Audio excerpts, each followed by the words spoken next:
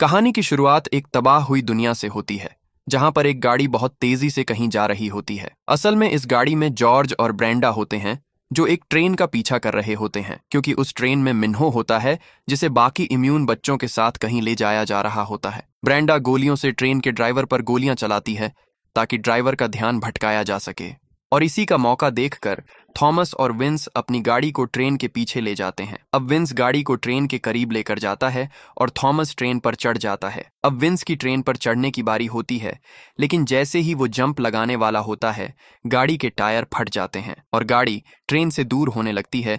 Wins बिना सोचे jump लगा देता है और किस्मत से ट्रेन पर चढ़ जाता है। लेकिन तभी वो देखता है विकेट का एक जहाज उनकी तरफ आ रहा है। जहाज उनके करीब जाता है और हमला करने लगता है। जॉर्ज और ब्रेंडा उसका ध्यान अपने पीछे लगाते हैं और जहाज को ट्रेन से दूर ले जाते हैं, जबकि थॉमस और विंस ट्रेन के ऊपर चढ़कर आगे बढ़ने लगते हैं। वो थोड़ा आगे जाते हैं और नीचे उतरकर विंस ट्रेन के इंजन को अलग करने लगता है, जबकि थॉमस सामने से आने वाले सोल्जर को गोलियां मारकर रोकता है। कुछ ही देर में सोल्जर उनके करीब आ जाते हैं और उसी वक्त ट्रेन का इंजन भी अलग हो जाता है और विंस और थॉमस दोनों बच जाते हैं। थॉमस नीचे उतरता है और देखता है ट्रेन का आगे वाला हिस्सा भी कुछ दूर जाकर रुक गया है और सोल्जर फिर से उनकी तरफ आ रहे हैं। ये देखते ही थॉमस जल्दी से न्यूट को आवाज देता है, जो वहीं पत्थरों के पीछे छुपा होता है। न्यूट अपनी मशीन लेकर ट्रेन के पास आता है और थॉमस मिन्हो को आवाज देने लगता है। उसकी आवाज सुनकर मिन्हो और बाकी बच्चे जोर जोर से चिल्लाने लगते हैं, जिससे थॉमस को लगता है मिन्हो इसी डिग्गी में है और न्यूट उस डिग्गी को अलग करने लगता है। दूसरी तरफ जॉर्ज अपनी गाड़ी को एक जगह रोकता है। विकेट का जहाज नीचे उतरता है और सोल्जर निकलकर जॉर्ज और ब्रेंडा को पकड़ने के लिए आगे बढ़ते हैं, लेकिन तभी वो एक ट्रैप की वजह से नीचे खड्डे में गिर जाते हैं और बाकी सोल्जर को राइट आर्म के बंदे पकड़ लेते हैं। इसी बीच सोल्जर ट्रेन के करीब पहुंचने लगते हैं और थॉमस उन पर गोलियां चलाकर उन्हें रोकता है, और तभी जॉर्ज विकेट का जहाज लेकर वहां पहुंच जाता है, जिसके बाद वो डिग्गी को जहाज से अटैच करते हैं और सब वहां से जिंदा बचकर निकल जाते हैं। जब डिग्गी खोली जाती है तो अंदर थॉमस को एरिस और बाकी कुछ इम्यून बच्चे मिलते हैं, लेकिन मिन्हो वहां नहीं होता, क्योंकि ये लोग गलत डिग्गी उठाकर ले आए होते हैं। अब विंस सबको अपने नए कैंप पर ले जाता है। वो बच्चों को कहता है, ये शिप 2 दिन में यहाँ से जाने के लिए तैयार हो जाएगी और फिर हम यहाँ से बहुत दूर चले जाएंगे,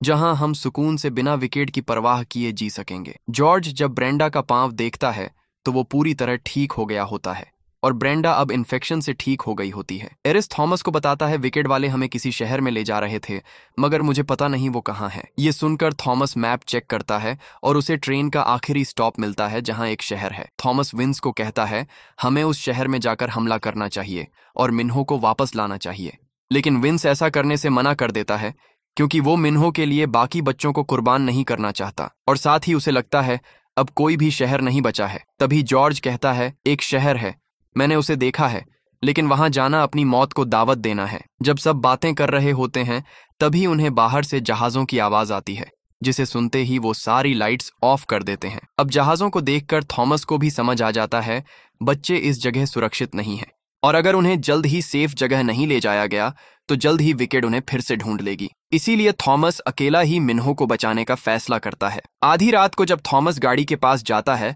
तो वहां न्यूट और फ्राई उसका पहले से ही इंतजार कर रहे होते हैं और न्यूट कहता है, हम तुम्हें अकेला नहीं जाने देंगे, जिसके बाद तीनों गाड़ी में मिन्हो को बचाने निकल जाते हैं। दूसरी तरफ जब मिन्हो की आंख खुलती है तो वो खुद को फिर से मेज में पाता है।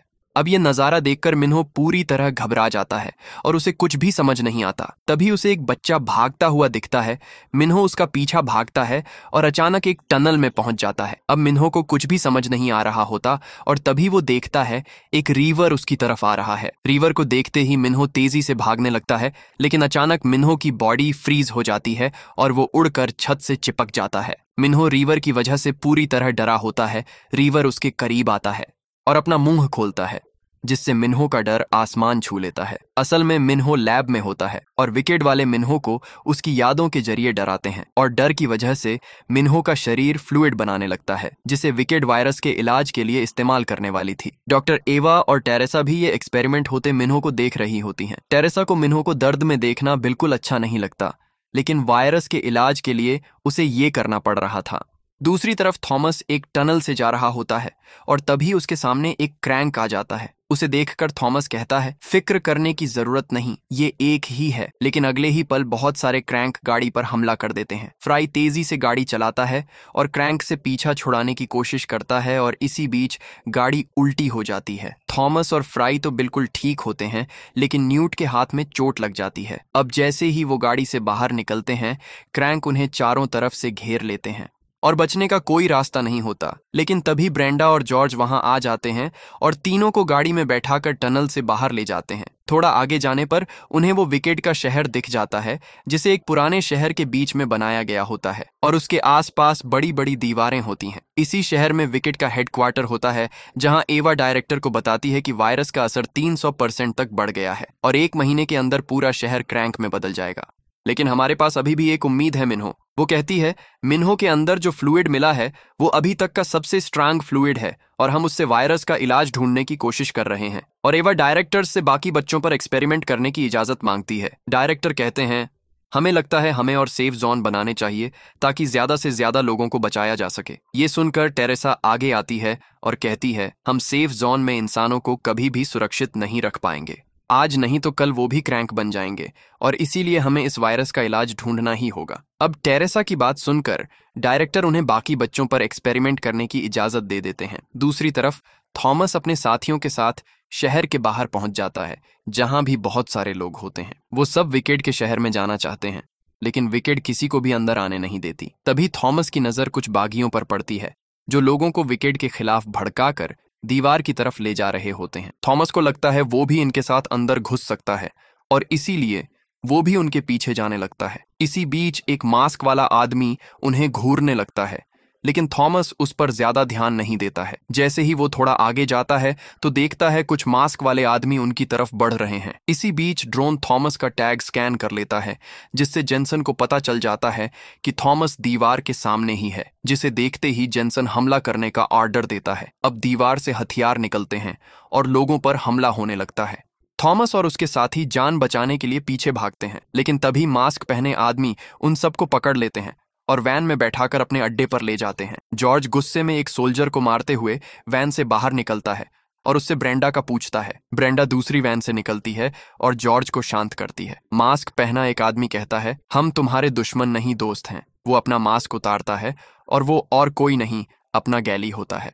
गैली को देखते ही थॉमस उसे पीटने लगता है, क्योंकि उसने चक को गोली मारी होती है। लेकिन न्यूट बीच में आता है और थॉमस को रोकता है और कहता है, मुझे पता है तुम गैली से गुस्सा हो, लेकिन जब इसने चक को गोली मारी ये इन्फेक्टेड था और इसका दिमाग काम नहीं कर रहा था। न्यूट गैली से पूछता है, तुम जिंदा कैसे हो? गैली बताता है वो वायरस से इम्यून था और कुछ ही देर बाद वो ठीक हो गया था और मिन्हो का निशाना इतना अच्छा नहीं था और भाला मेरे दिल के करीब लगा था।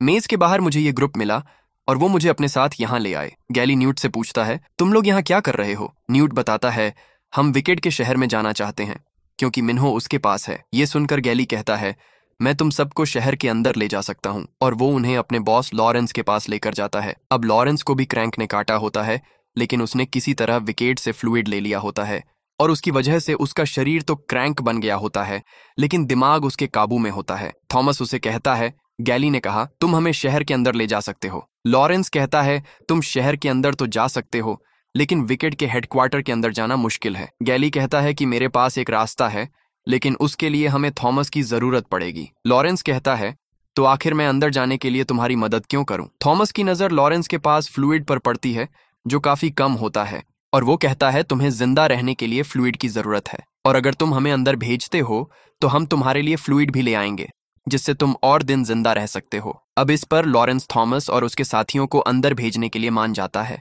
गैली उन्हें एक सीक्रेट रास्ते से शहर के अंदर ले जाने लगता है। इसी बीच न्यूट के हाथ में कुछ अजीब सा महसूस होता है, लेकिन वो उस पर ज्यादा ध्यान नहीं देता। दूसरी तरफ टेरेसा मिन्हो से निकाला फ्लूइड लेकर एक छोटी बच्ची के पास जाती है, जो वायरस से इन्फेक्टेड होती है और क्रैंक बन रही होती है। टेरेसा टेस्ट करने के लिए मिन्हो का फ्लूइड बच्ची को इंजेक्ट करती है, जिससे बच्ची की तबीयत थोड़ी बेहतर हो जाती है। दूसरी तरफ गैली थॉमस और न्यूट को शहर के अंदर ले जाता है, जो बाहर की दुनिया से बिल्कुल अलग होता है। गैली दोनों को दीवार के ऊपर लेकर जाता है और विकेट का हेडक्वार्टर देखता है। गैली कहता है, लॉरेंस कई सालों से उसके अंदर घुसने की कोशिश कर रहा है, लेकिन कभी घुस नहीं पाया क्योंकि हेडक्वार्टर की सिक्योरिटी बहुत सख्त है। थॉमस कहता है, तुमने कहा था तुम्हारे पास अंदर जाने का रास्ता है। इस पर गैली थॉमस को हेडक्वार्टर में काम करती टेरेसा दिखाता है। अब सब वापस आ जाते हैं और गैली कहता है हमें टेरेसा को किडनैप करके उससे अंदर जाने का रास्ता पूछना चाहिए। लेकिन थॉमस ऐसा करने से मना कर देता है, जिससे वहां बैठे न्यूट को गुस्सा आ जाता है। वो कहता है टेरेसा की वजह से हम सब की जान खतरे में पड़ी और उसी की वजह से आज मिन्हो विकेट के कब्जे में है। ये देखकर कमरे में बैठे सब हैरान हो जाते हैं, लेकिन तभी न्यूट सबको सॉरी बोलकर बाहर चला जाता है। कुछ देर बाद थॉमस न्यूट के पास जाता है और न्यूट उसे अपना इन्फेक्टेड हाथ दिखाता है। असल में जब टनल में न्यूट के हाथ पर जख्म बना था तो हवा के जरिए वायरस न्यूट के अंदर चला गया। न्यूट कहता है शायद हम जैसे बच्चों को मेज में इसलिए भेजा गया ताकि वो हमारे और इम्यून बच्चों के बीच का फर्क जान सकें। अब न्यूट को इस हालत में देखकर थॉमस को बहुत दुख होता है और वो टेरेसा को किडनैप करने के प्लान के लिए मान जाता है, क्योंकि अब उसे न्यूट को ठीक करने के लिए फ्लूइड की भी जरूरत थी जो WCKD के अंदर ही है। दूसरी तरफ एवा और टेरेसा देखती हैं कि जिस बच्ची को मिन्हो का फ्लूइड दिया गया था वो फिर से क्रैंक बन गई है, जिसका मतलब है कि मिन्हो का फ्लूइड भी पूरी तरह वायरस को ठीक नहीं करता। अब इससे टेरेसा पूरी तरह मायूस होकर घर जाने लगती है। तभी उसे थॉमस दिखता है। थॉमस वहां से जाने लगता है और टेरेसा भी उसका पीछा करने लगती है। कुछ दूर जाने पर थॉमस टेरेसा की नजरों से गायब हो जाता है। तभी थॉमस टेरेसा के सामने आता है। वो टेरेसा से पूछता है क्या तुमने जो किया उसका तुम्हें पछतावा होता है? टेरेसा कहती है कभी कभी होता है, लेकिन मैंने वही किया जो मुझे ठीक लगा और अगर मौका मिला तो फिर से वही करूंगी। ये सुनते ही थॉमस के इशारे पर गैली टेरेसा को किडनैप कर लेता है। दूसरी तरफ जेनसन डॉक्टर एवा के पास जाता है, जो भी पूरी तरह निराश हो चुकी होती है। वो जेनसन को कहती है 1 महीने में पूरा शहर इन्फेक्टेड हो जाएगा और हम कुछ नहीं कर पाएंगे। जेनसन कहता है तो क्या हुआ, हमने पहले भी नाकामियों का सामना किया है। वो कहता है हम मिन्हो के साथ बाकी बच्चों को दूसरी जगह शिफ्ट कर देंगे और फिर से स्टार्ट करेंगे। लेकिन डॉक्टर एवा अब पूरी तरह निराश हो चुकी थी और वहां से चली जाती है। दूसरी तरफ गैली टेरेसा को अपने कैंप ले आता है। गैली टेरेसा को उन सबको अंदर ले जाने को कहता है। टेरेसा कहती है मैं तुम्हें अंदर तो ले जाऊंगी, लेकिन उसका कोई फायदा नहीं है क्योंकि वो तुम्हारे टैग डिटेक्ट कर लेंगे। थॉमस कहता है तो पहले तुम हम सब का टैग निकालो, जिसके बाद टेरेसा सारे बच्चों का टैग निकाल देती है। टेरेसा जब थॉमस का टैग निकाल रही होती है तो कहती है मुझे लगा ब्रेंडा अब तक मर चुकी होगी। तुमने आखिरी बार उसका इलाज कब किया था? थॉमस कहता है आखिरी बार तभी किया था जब हम विंस के ठिकाने पर पहुंचे थे। ये सुनकर टेरेसा पूरी तरह हैरान हो जाती है और वो समझ जाती है थॉमस का खून ही वायरस का इलाज है। वो थॉमस को इस बारे में बताने की कोशिश करती है, लेकिन थॉमस टेरेसा की कोई बात नहीं सुनता, क्योंकि अब उसे टेरेसा पर भरोसा नहीं होता। लेकिन टेरेसा चुपके से थॉमस के खून वाला कपड़ा अपने पास रख लेती है। अब न्यूट, गैली और थॉमस विकेट के गार्ड के कपड़े पहनकर टेरेसा के साथ हेडक्वार्टर में घुसते हैं। अंदर जाते ही गैली विकेट के सिस्टम को हैक करने लगता है, जिससे विकेट का सारा कंट्रोल लॉरेंस के पास चला जाता है। इसी बीच टेरेसा नोटिस करती है न्यूट की तबीयत बिगड़ रही है। इसके बाद टेरेसा तीनों को लेकर मिन्हो के रूम में जाती है। वहां वो गार्ड को मारते हैं और बच्चों को आजाद करने लगते हैं, लेकिन मिन्हो वहां नहीं होता। असल में जेनसन ने मिन्हो को डॉक्टर के पास भेजकर फिर से उसके अंदर से फ्लूइड निकालने का ऑर्डर दिया होता है, जबकि इससे मिन्हो की जान को भी खतरा हो सकता है। टेरेसा कंप्यूटर से मिन्हो की लोकेशन जान लेती है। अब गैली वहीं रुककर दरवाजा काटने लगता है, जिसके अंदर फ्लूइड होता है और न्यूट और थॉमस टेरेसा के साथ जाते हैं। तीनों लिफ्ट में जाते हैं, लेकिन जैसे ही लिफ्ट बंद होने लगती है जेनसन भी अंदर आ जाता है। अब दोनों ने मास्क लगाए होते हैं, जिससे जेनसन उन्हें देख नहीं पाता, लेकिन टेरेसा को डरा हुआ देखकर उसे थोड़ा शक हो जाता है। तीनों लिफ्ट से बाहर निकलते हैं और टेरेसा थॉमस को समझाने की कोशिश करती है कि उसके खून से वो न्यूट को ठीक कर सकता है और बाकी इंसानों को भी। लेकिन थॉमस को अब टेरेसा पर भरोसा नहीं होता। तभी जेनसन भी कुछ सोल्जर के साथ वहां आ जाता है। उसे देखते ही थॉमस टेरेसा पर गन तान देता है। जेनसन को पता होता है थॉमस टेरेसा को कभी नहीं मारेगा और इसीलिए वो कहता है टेरेसा को मारो और मुझे गलत साबित करो। तभी टेरेसा दोनों को धक्का देकर दरवाजा बंद कर देती है, जिससे जेनसन को टेरेसा पर बहुत गुस्सा आता है। लेकिन टेरेसा कहती है मैंने तो तुम्हारे ऊपर एहसान किया है, अब वो बिल्डिंग से भाग नहीं सकते, और जेनसन को थॉमस जिंदा लाने को कहती है और खुद थॉमस का खून पर टेस्ट करने चली जाती है।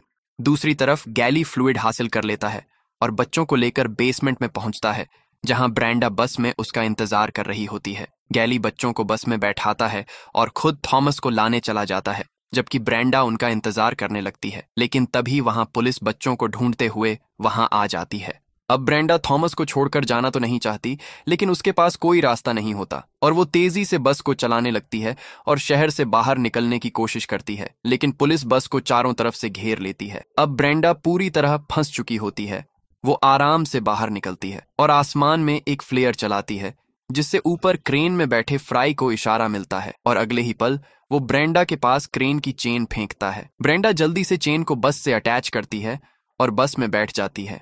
फ्राई बस को चेन की मदद से ऊपर उठा लेता है और बिल्डिंग्स के बीच से ले जाता हुआ दीवार के पार ले जाता है। लेकिन तभी वजन की वजह से बस का आगे वाला हिस्सा अलग होने लगता है, जिससे सारे बच्चे डर जाते हैं। फ्राई तेजी से बस को नीचे करने लगता है और किसी तरह बस को नीचे लैंड कर देता है, जिसके बाद बस खुद ही जमीन पर धड़ होकर गिरती है, लेकिन किस्मत से किसी बच्चे को चोट नहीं लगती। दूसरी तरफ थॉमस डॉक्टर एवा को देखता है और उसे देखते ही अपनी गन निकाल लेता है, लेकिन तभी वहां जेनसन अपने साथियों के साथ आ जाता है। उसे देखते ही दोनों भागने लगते हैं और थॉमस मिन्हो का नाम पुकारने लगता है। मिन्हो थॉमस की आवाज सुन लेता है और उसके अंदर एक नई उम्मीद जगती है। डॉक्टर मिन्हो को जैसे ही बेहोशी का इंजेक्शन देने आगे आता है, मिन्हो एक नुकीली चीज डॉक्टर के पांव में घुसा देता है और गार्ड पर हमला करके खुद को आजाद कर देता है। थॉमस और न्यूट सोल्जर से बचकर भाग रहे होते हैं, लेकिन तभी एक सोल्जर उनके सामने आ जाता है। अगले ही पल मिन्हो वहां आता है और सोल्जर को मार देता है। मिन्हो को देखते ही दोनों बहुत खुश होते हैं और उसे गले से लगा लेते हैं, लेकिन सोल्जर अभी भी उनके पीछे ही होते हैं। उनसे बचने के लिए तीनों एक रूम में घुस जाते हैं और अंदर से दरवाजा लॉक कर देते हैं, जिसकी वजह से जेनसन का एक साथी मशीन लाता है और दरवाजे को काटने लगता है। थॉमस की नजर नीचे पुल पर पड़ती है।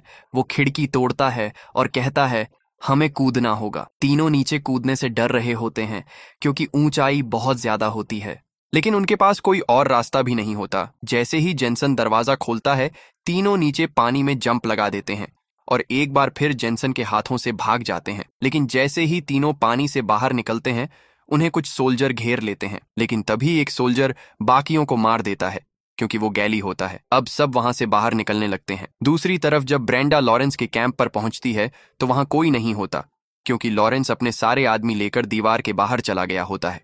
असल में लॉरेंस को फ्लूइड की जरूरत नहीं होती, उसे तो विकेट के सिस्टम को हैक करना था ताकि वो विकेट को तबाह कर सके। अब लॉरेंस अपनी गाड़ी, जिसमें बहुत सारे बॉम्ब लगे होते हैं, उसमें दीवार की तरफ बढ़ने लगता है। विकेट के आदमी मशीनों से उस पर हमला करने की कोशिश करते हैं, लेकिन लॉरेंस ने उन्हें पहले ही हैक कर लिया होता है। लॉरेंस की गाड़ी दीवार से टकराती है और एक बहुत बड़ा ब्लास्ट होता है और लॉरेंस के आदमी शहर के अंदर घुस जाते हैं, जिससे हर तरफ तबाही मच जाती है। दूसरी तरफ टेरेसा डॉक्टर एवा को लैब में बुलाती है और उन्हें कहती है, थॉमस का खून ही इलाज है। वो वायरस से बस लड़ता नहीं बल्कि उसे पूरी तरह मार देता है। अब ये सुनकर दोनों थॉमस को ढूंढने लगती हैं। दूसरी तरफ थॉमस अपने साथियों के साथ शहर के अंदर ही फंस गया होता है, क्योंकि हर तरफ तबाही मची होती है। वो ब्रेंडा को रेडियो पर कॉल करता है और उसे बाकी बच्चों के साथ चले जाने को कहता है। ब्रेंडा कहती है, मैं तुम्हें छोड़कर नहीं जाऊंगी, जिस पर थॉमस कहता है, तुम्हें जाना ही होगा। लेकिन तभी जॉर्ज विंस के साथ जहाज लेकर वहां आ जाता है और वो बच्चों को बैठाकर थॉमस की तरफ चले जाते हैं। थॉमस को भी ब्रेंडा का जहाज दिख जाता है, लेकिन तब तक न्यूट का इन्फेक्शन फैल गया होता है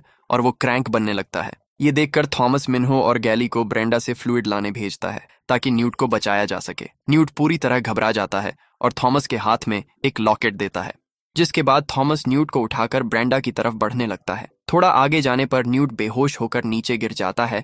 तभी थॉमस को टेरेसा की आवाज आती है, जो स्पीकर पर होती है। वो थॉमस को कहती है, मुझे पता है तुम मुझ पर भरोसा नहीं करोगे, लेकिन अगर तुम चाहो तो अभी भी न्यूट को बचा सकते हो, क्योंकि तुम्हारे खून में इस वायरस का इलाज है और इसी वजह से ब्रेंडा इन्फेक्शन से ठीक हो गई। तुम्हें बस मेरे पास आना है। अगले ही पल न्यूट फिर से उठ जाता है, लेकिन अब वो पूरी तरह क्रैंक बन गया होता है और थॉमस पर हमला कर देता है। न्यूट किसी तरह होश में आता है और खुद को शूट करने लगता है, लेकिन थॉमस उसके हाथ से गन फेंक देता है। अब न्यूट चाकू से थॉमस पर हमला करने लगता है और चाकू मार देता है, लेकिन न्यूट चाकू थॉमस को नहीं खुद को मारता है और वहीं पर मारा जाता है। बाकी भी वहां आ जाते हैं और सब न्यूट की मौत से बहुत दुखी हो जाते हैं। थॉमस बाकियों के साथ नहीं जाता, बल्कि सीधा डॉक्टर एवा के पास जाता है।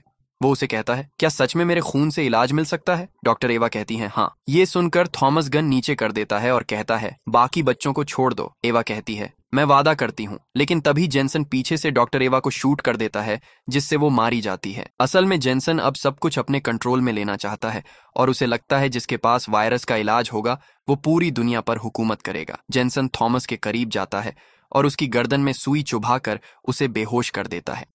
थॉमस को जब होश आता है तो वो रस्सियों से बंधा होता है और टेरेसा उसका खून निकालकर फ्लूइड बना रही होती है। इसी बीच जेनसन थॉमस को कहता है, मुझे पता है तुम्हारा खून सबके लिए काफी नहीं होगा, इसीलिए मैं तुम्हारा फ्लूइड उन्हें दूंगा जिन्हें मैं चाहूंगा। अब टेरेसा भी ये सुन रही होती है और वो समझ जाती है जेनसन को आम लोगों की कोई परवाह नहीं है। जेनसन टेरेसा से थॉमस के खून से बना फ्लूइड लेता है और खुद को इंजेक्ट करने लगता है, क्योंकि वो भी वायरस से इन्फेक्टेड हो गया होता है। लेकिन टेरेसा जेनसन को मारकर उसे बेहोश कर देती है और थॉमस के हाथ खोलने लगती है, लेकिन जेनसन फिर से उठ जाता है और टेरेसा को मारने लगता है। इसी बीच थॉमस अपने दूसरे हाथ की रस्सी खोल देता है और जेनसन से लड़ने लगता है। जेनसन थॉमस को नीचे गिराता है और उसे मारने के लिए गन निकाल लेता है, लेकिन तभी बिल्डिंग में एक ब्लास्ट होता है जिससे जेनसन गिर जाता है और दोनों वहां से भागने लगते हैं। जेनसन उठता है और टेरेसा पर गोलियां चलाने लगता है, लेकिन थॉमस टेरेसा को धक्का देकर बचा लेता है।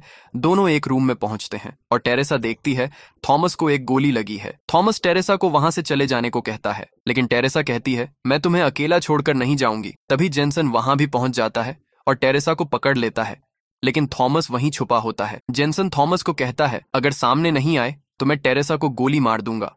थॉमस उठता है और जेनसन पर एक भारी चीज फेंकता है, जिससे जेनसन बच जाता है। जेनसन को लगता है थॉमस चूक गया, लेकिन अगले ही पल शीशा तोड़कर क्रैंक निकलते हैं और जेनसन को मार देते हैं। टेरेसा थॉमस को लेकर बिल्डिंग की छत पर पहुंचती है, जहां हर तरफ आग लगी होती है और बचने का कोई रास्ता नहीं होता। टेरेसा थॉमस को कहती है, सॉरी, मैं बस वायरस का इलाज ढूंढना चाहती थी। थॉमस कहता है, मुझे पता है, और फाइनली दोनों किस करते हैं। जब बचने की कोई उम्मीद नहीं होती, तभी जॉर्ज वहां जहाज लेकर आ जाता है। टेरेसा थॉमस को जहाज के पास लेकर जाती है और उसे जहाज पर चढ़ा देती है। अब जैसे ही थॉमस जहाज पर चढ़ता है, एक बिल्डिंग टेरेसा की बिल्डिंग से टकराती है, जिससे टेरेसा नीचे गिर जाती है और मारी जाती है। ये देखकर थॉमस पूरी तरह टूट जाता है, क्योंकि वो जिस लड़की से जान से ज्यादा प्यार करता था वो मर चुकी थी। कुछ दिनों बाद जब थॉमस को होश आता है तो वो खुद को एक आइलैंड पर पाता है, जहां विंस सारे बच्चों को ले आया था और यही उनका सुरक्षित ठिकाना था। मूवी कैसी लगी कमेंट में जरूर बताएं और वीडियो पसंद आई तो चैनल को सब्सक्राइब जरूर करें।